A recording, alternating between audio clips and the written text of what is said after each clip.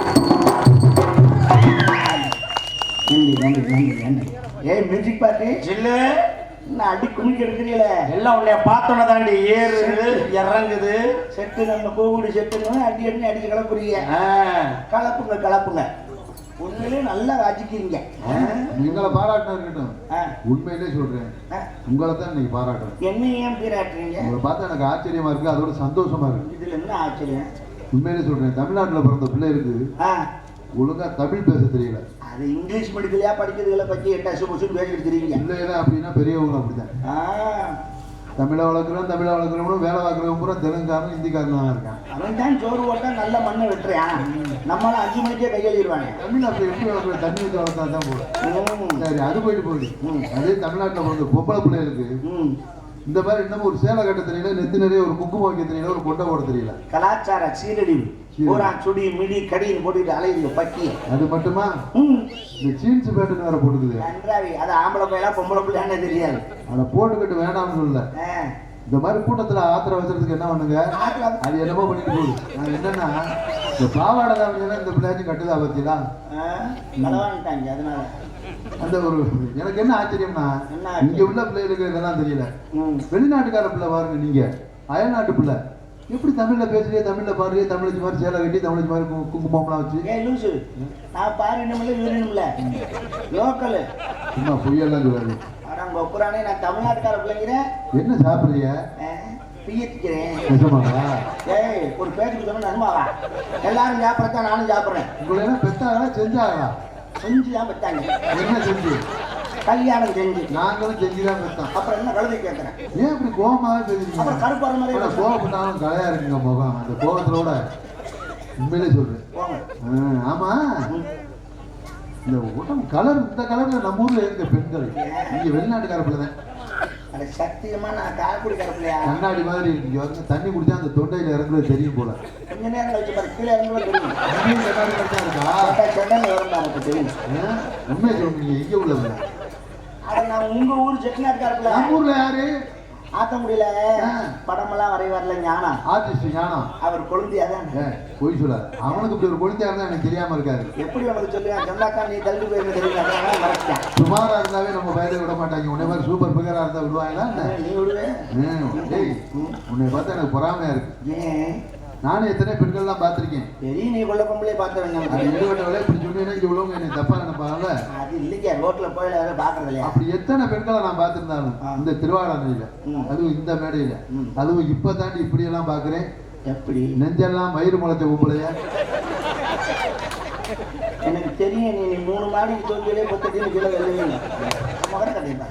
இன்னும் உலக அனுபவம் தெரியல உனக்கு. சொல்லி கொடுங்க.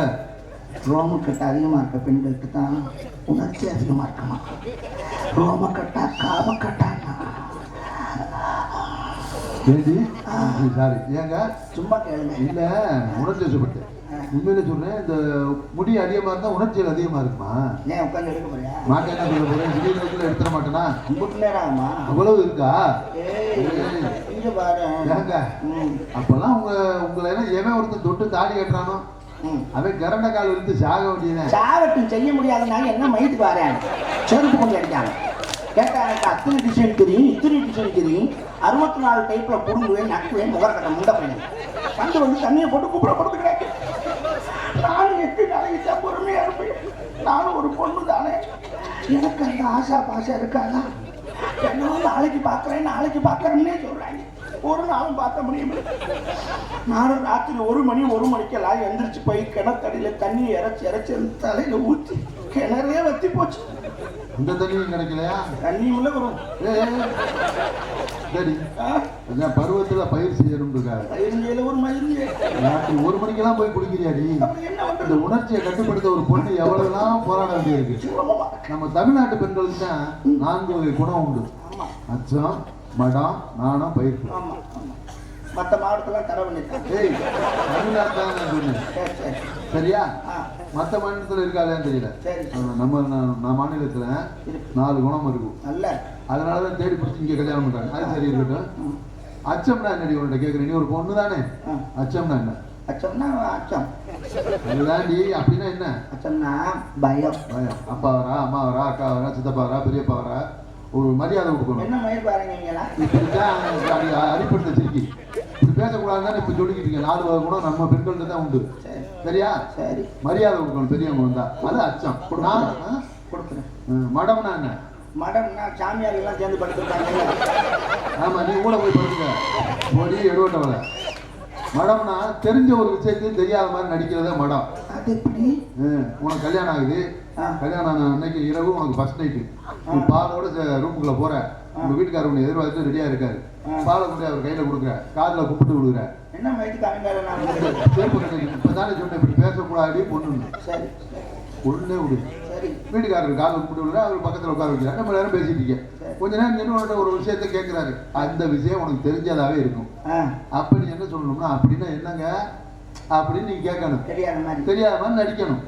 எனக்கு தெரியும்னு நீ சொன்னான்னு வச்சுக்க, அவன் அங்கே அப்புறம் கல்யாணக்கார விடு கேதக்கார விடு ஆகி பூச்சி மருந்தை குடிச்சிருவேன்.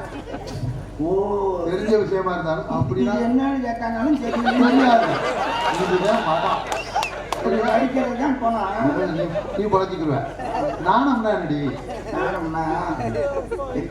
அத்தாடி ஆரம்பமே அமர்க்கமா இருக்கு. நீங்க என்ன கொஞ்சம் வைக்கப்படு, இன்னும் கொஞ்சம் வரப்போகுது, செத்த எரி வரப்போகுது. ஆத்தாடி இந்த வீடு நமக்கு சொந்தம் இல்லை. கூட பெரிய தம்பி உன்னுடைய உடனே பார்த்தாடி இந்த நானும் நான் கத்துக்கணும். அச்சா படம் நானும் சரி. பயிர்ப்பு நானடி. பைப்பு தான் ஒரு வயிற்று இல்லையே. ஏய் நான் என்னடி சொல்றேன், பயிர்ப்பு பைப்பு இல்ல பயிர்ப்பு. அப்படின்னா என்ன? தனி மனித ஒழுக்கம். அது முடியாது, தனி மனுஷன் செய்யவே முடியாது. எப்படி செய்ய முடியாது? ஒத்தையில எப்படி செய்வாங்க? என்ன ஒத்தையில? ஏய் தனி மனித ஒழுக்கம் அதான் செய்ய முடியாதுனால ஒரு ஆளா என்ன செய்யணும்? தனியா செஞ்சாங்கன்னா சுய இன்பம்னு பேரு. நான் சுய கட்டுப்பாட்டை பத்தி பேசிக்கிட்டீங்க, நீ என்னடி புதுசா சொல்றீங்க? நம்ம சொல்றீங்க எனக்கு ஒண்ணு தெரியும். இதுதான் 4வது குணம். 4 குணம் நிறைஞ்சது நம்ம தமிழ்நாட்டு பெண்கள். எனக்கு ஒரு சந்தேகம் உங்கள்ட்ட கேட்கலாமா?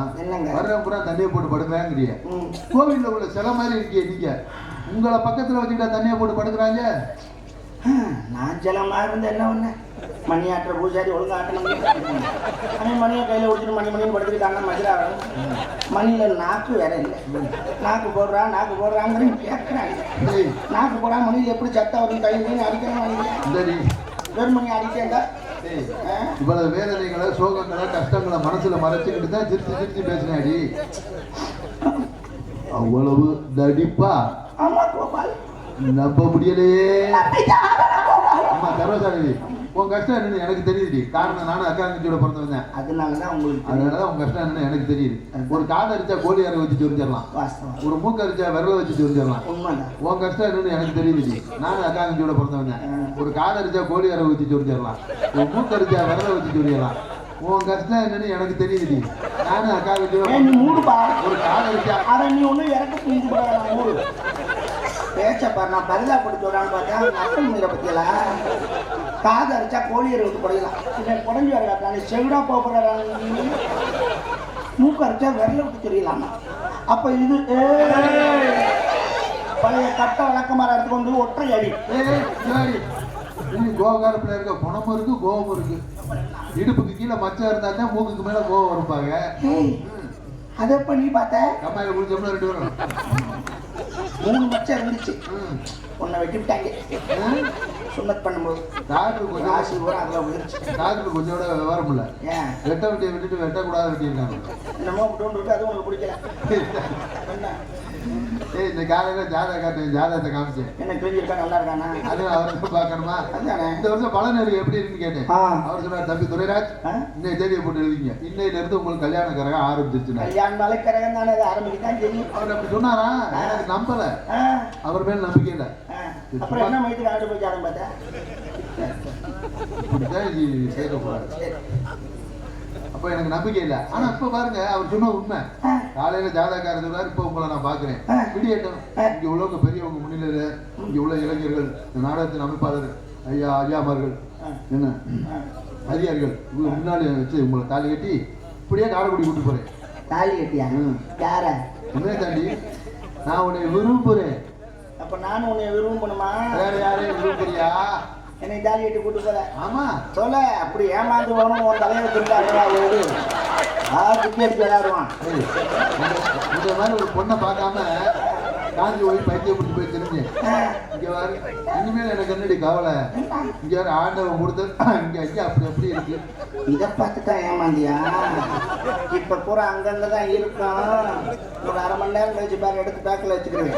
1/2 மணி நேரம் நின்று பேக்கில் எடுத்து வச்சுக்கிடுவேன். விட மாட்டேன். என்ன செய்வேன்? கிராமத்தார் தடுத்தாலும் சரி, ஆமா இங்க அமைப்பாளர் 2 பேரும் தடுத்தாலும் சரி, பெரியவங்க தடுத்தாலும் சரி, என்ன செய்வேன்? உள்ள இளைஞர்கள் தடுத்தாலும் சரி, போலீஸ் அதிகாரி ஐயா தடுத்தாலும் சரி, விட மாட்டேன். உன் பேக்க கிழிக்காம விட மாட்டேன். பேக்க கிழிக்கிறியா? நீ அம்மனாட்டா நீ? ஐயா ராணி, ராணி ஆபத்து வந்துருச்சு. ஏய் என்னடி எப்படி இருக்க? நல்லா இருக்கியா? யாரு அழுகிறீங்க? பேக்க கிழிக்கிறோம். கிழிச்சிட வேண்டியதானே? பழைய பேக்கா இல்ல ட்ரெஸ் கொண்டு வந்தியா அந்த பேக் எல்லாம் கிழிச்சிட அது வேண்டியதானே? ஏற்கனவே கிழிச்சாடி கிடக்கு. அப்புறம் அதை கிழிச்சா என்னையவே பேக்கை தைக்கிறோம்ட்டு ஐயோ உன்னை ஃப்ரெண்டை கிழிச்சாருன்னு கிழிச்சாரு. வாயை மூடி உம்பளையா அதை 3 நாளும் கிழித்தாண்டி ஏய்! அவன் முரட்டு பீஸா இருக்கா. சரி எங்கேயும் காட்டுக்கு போறீங்களா? நாங்களாம் காட்டுக்கு காவலுக்கு போறோமே. நானும் வரத்தான். வயசுக்கு வந்தா கன்னி பெண்கள் மட்டும்தான் காவல். அதனாலதான்ப்பா நானும் வரேன். இன்னும் நீ வயசுக்கே வரல, ஆனா உன்னைய கூட்டிட்டு போகல நாங்க. யாருப்பா சொன்னா? நான் வந்துட்டேப்பா. இன்னும் வரலடியே. எங்க அம்மா சத்தியமா நான் வந்துட்டேன். எங்க கூட தான் தெரியல, எங்களுக்கு தெரியாதா? நீ வந்து திறந்து காமிச்சிட்டு முடியும். இந்த கன்றாவை வேற பொழுதுக்கு நாங்க பாத்துக்கிட்டு தெரிய முடியும். சத்தியமா வந்துட்டேன் நீ. வல்லடி அப்புறம் காட்டுக்கு போற இடம் ஏண்டி எல்லாம் நிக்க போற காலத்துல என்ன வரல அடுத்த வருஷம் ஐயப்பங்களுக்கு மாலை விடாம ஒரு 50-60 வயசு இருக்குமா? இல்லப்பா, எங்க குடும்பத்துல 27 நின்றுக்கும். 27 எப்படி நிக்கும்? கற்பப்பை எடுத்துட்டு ஒரு மஞ்சள் பையை வச்சு தைச்சிருவாங்க. சந்தைக்கு எதுக்கு போய் ஜாமான் வாங்கிக்கலாம். ஏன் ஒரு சாக்கு வச்சுட்டீங்கன்னா? அதுவும் நல்லது. ரேஷன் கடைக்கு போனா அரிசி வாங்கிக்கலாம். சரி அம்மா கூப்பிட்டு போல விஷயத்த சொல்லிடுவோமா?